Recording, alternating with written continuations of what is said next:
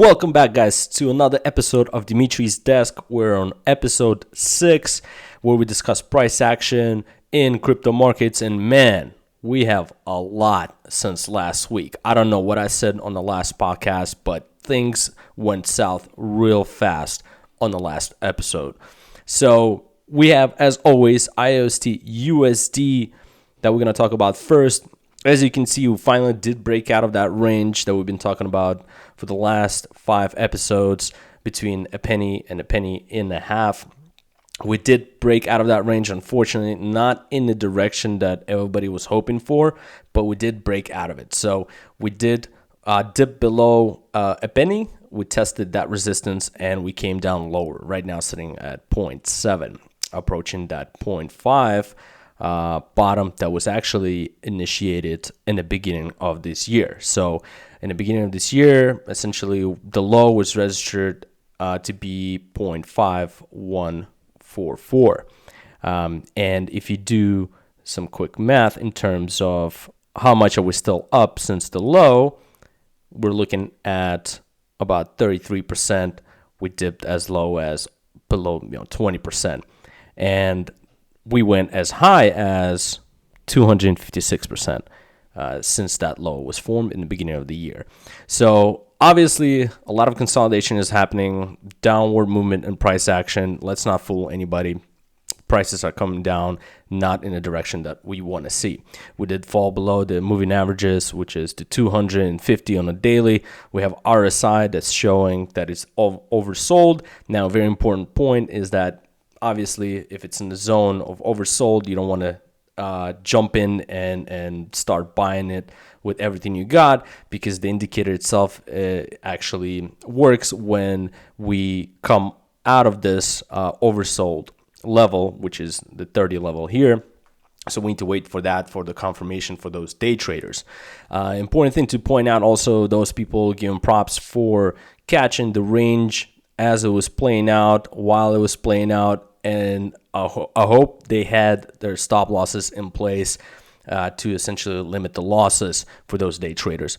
Because as you can see, the play that was for that range was between these two levels, and we're talking about almost 50% of price action in this range. So if you were a day trader, you would essentially do risk management, where you would set a stop loss below the range and then risk only 5% while you're looking to get 10x of that essentially.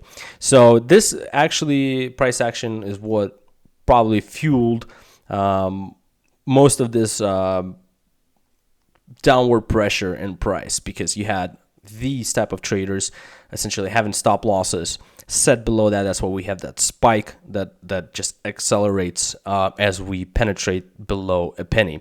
I could see a lot of stop losses getting triggered there, and those people that were playing the range essentially were getting out because of their risk management. It is very important to have that when you're day trading, risk management and a risk reward ratio that makes sense, which is what I've described here when we were playing out in this range. Looks like the things started coming down July 9th, which is again after I've posted my latest episode, the last one on price action. Things went south. It's interesting to take a look at obviously the rest of the players in our industry. So let's take a look at ETH USD. And I've talked about ETH USD for some time, where I was concerned about the fact that OBV was not showing commitment. So I did not want to jump in on the long side for ETH at the levels around 300. I warned you guys, I need to see more commitment before I'm looking for a long position. So I stayed away from it, and good thing I did, because we did consolidate here. And again, looking at this, looks like on the 9th of July is when the sell-off started. From 9th of July, top of that candle, to where we are now, we're essentially 33% down, went down as low as 40%. Right now, we're looking at essentially any type of support that can come through for ETH. We have 200-day moving average in play. That's temporarily providing support. We have another important levels here, 180 below 200. 200 is a huge level as well. A lot of traders are watching that. But for the moment being, essentially, we're waiting for a bottom formation so we can start initiating those short-term long positions. EOS USD as well. Let's take a look at that. We have the same thing on the 9th of July. We were in this really tight range, and I was talking about how the breakout out of this really tight range can be very volatile. So, and that's actually what we got once we start breaking down on that July 9th. We went down similar to what ETH, a little bit more in that, 42% all the way to the bottom, now trading about 34%.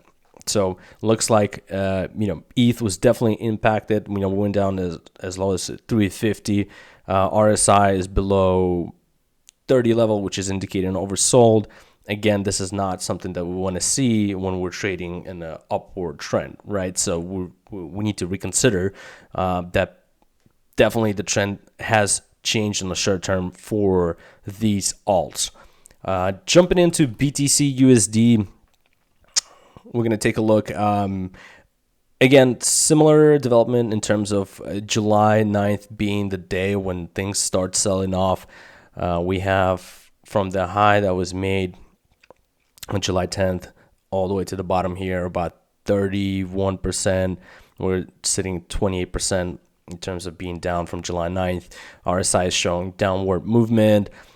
We were testing this 50-day moving average a couple days ago. Looks like we did break through that. Now we're testing that as a resistance. We have a 200-day moving average as well. Overall, BTC under 10K raises issues in terms of picking it up right away at market prices. What we want to see essentially a test of more support before we start pulling triggers for short-term trades.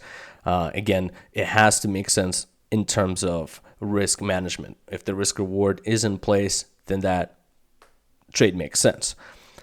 For IOST from there, we came down quite a bit. We got about 54% in terms of price action downwards. So that is definitely a significant amount, and we should be watching this very closely in terms of how this price will develop, if that yearly low is going to hold, how much support it's going to provide.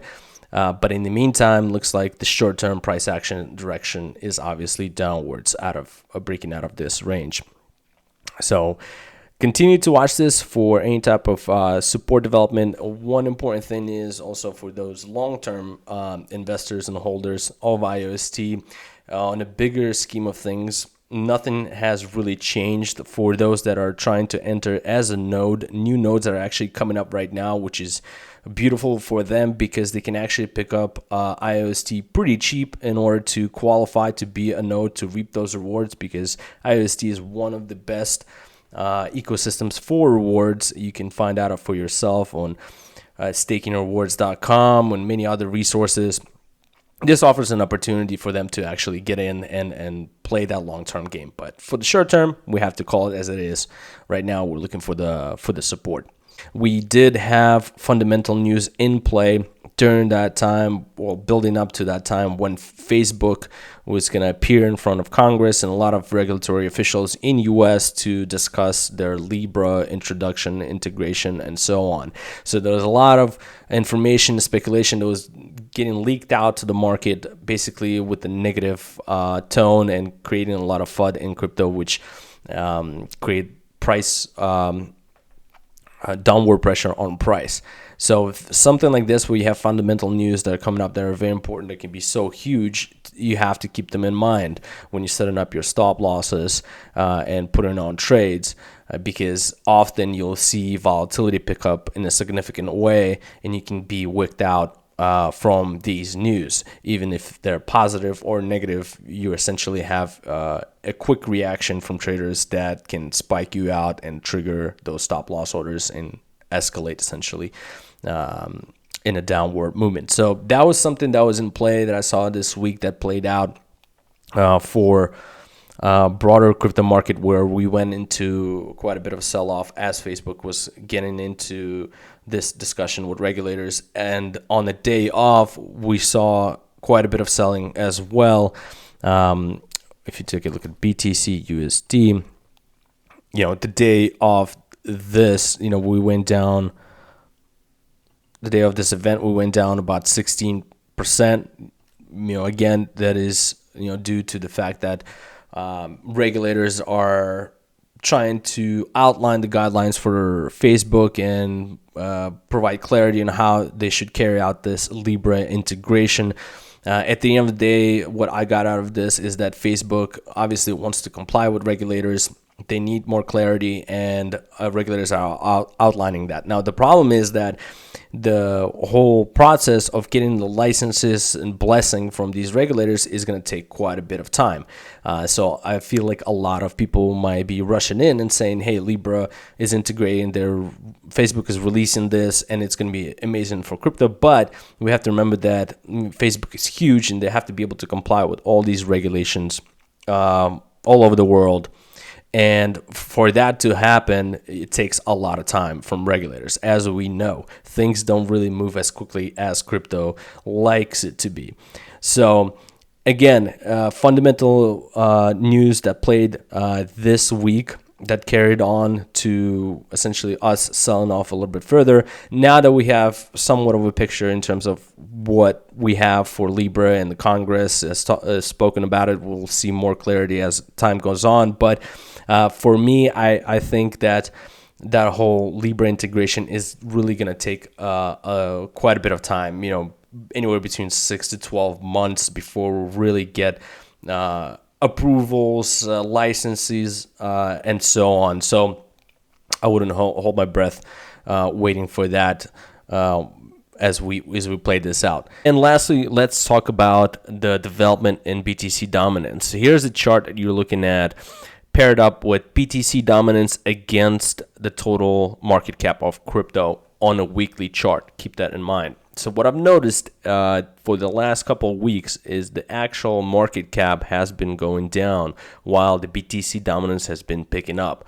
Now, this argues the point of rotation out of alts into BTC, which could be indicating somewhat of a flight to safety or risk-off environment where people might be rotating out of their long-term positions, short-term positions, and then essentially looking for the next position in alts once things start picking up. So as you can see on this chart, that rotation has been happening for a couple of weeks. Keep that in mind.